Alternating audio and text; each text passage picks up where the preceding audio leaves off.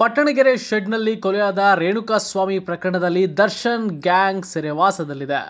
ಪರಪ್ಪನ ಅಗ್ರಹಾರ ಜೈಲಿನಲ್ಲಿರುವ ದರ್ಶನ್ ಅವರು ಪೊಲೀಸರು ಯಾವಾಗ ತನಿಖೆ ಮುಗಿಸ್ತಾರೆ, ತನಿಖೆ ಮುಗಿದ ಮೇಲೆ ಚಾರ್ಜ್ ಶೀಟ್ ಯಾವಾಗ ಸಲ್ಲಿಸ್ತಾರೆ ಅನ್ನೋದನ್ನೇ ಕಾದು ಕುಳಿತಿದ್ದಾರೆ. ಯಾಕಂದ್ರೆ ಪೊಲೀಸರು ಚಾರ್ಜ್ ಶೀಟ್ ಸಲ್ಲಿಸಿದ ಮೇಲೆ ದರ್ಶನ್ ಅವರು ಜಾಮೀನಿಗಾಗಿ ಕೋರ್ಟ್ ಕದ ತಟ್ಟಬೇಕು.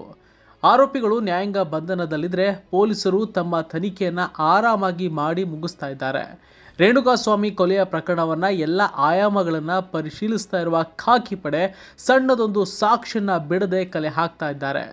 ಪೊಲೀಸರ ತನಿಖೆಯಲ್ಲಿ ಈಗ ಮತ್ತೊಂದು ಸ್ಫೋಟಕ ಅಂಶ ಬಯಲಾಗಿದೆ. ಇದು ಅಂತಿಂತ ಸ್ಫೋಟಕ ಅಲ್ಲ, ದೊಡ್ಡ ರಹಸ್ಯವೇ ಈಗ ಬಯಲಾಗಿರುವಂಥದ್ದು. ಪಟ್ಟಣಗೆರೆ ಶೆಡ್ ಹಾಗೂ ಆರೋಪಿಗಳಿಂದ ಸಾಕ್ಷ್ಯ ಕಲೆ ಹಾಕಿದ್ದ ಪೊಲೀಸರು ಅದನ್ನ FSL ವಿಧಿ ವಿಜ್ಞಾನ ಪ್ರಯೋಗಾಲಯಕ್ಕೆ ಕಳಿಸಿದ್ರು. ಸದ್ಯ ಆ FSL ವರದಿ ಕೊಲೆ ಪ್ರಕರಣದ ಭಯಾನಕ ಸತ್ಯವೊಂದನ್ನ ಬಿಚ್ಚಿಟ್ಟಿದೆ. FSL ವರದಿಯಲ್ಲಿ ದರ್ಶನ್ ಬಟ್ಟೆಗಳ ಮೇಲೆ ಕೊಲೆಯಾದ ರೇಣುಕಾಸ್ವಾಮಿ ದೇಹದ ರಕ್ತದ ಕಲೆಗಳು ಈಗ ಪತ್ತೆಯಾಗಿದೆ. ಈ ರೀತಿ ದೊಡ್ಡ ಸಾಕ್ಷ್ಯ ನ್ಯಾಯಾಂಗ ಬಂಧನದಲ್ಲಿರುವ ದರ್ಶನ್ಗೆ ಇದು ಪಕ್ಕಾ ಕಂಟಕವಾಗುತ್ತೆ. ಕೊಲೆಯಾದ ಮೇಲೆ ದರ್ಶನ್ ಅವರನ್ನು ಬಂಧಿಸಿದ ಪೊಲೀಸರು ಅವರ ಮನೆಯಲ್ಲಿದ್ದ ನೀಲಿ ಬಣ್ಣದ ಜೀನ್ಸ್ ಪ್ಯಾಂಟ್ ಹಾಗೂ ಬ್ಲಾಕ್ ರೌಂಡ್ ನೆಕ್ ಶರ್ಟ್ ಅನ್ನ ವಶಪಡಿಸಿಕೊಂಡಿದ್ರು. ಅದನ್ನ FSLಗೆ ಪೊಲೀಸರು ಕಳಿಸಿದ್ರು.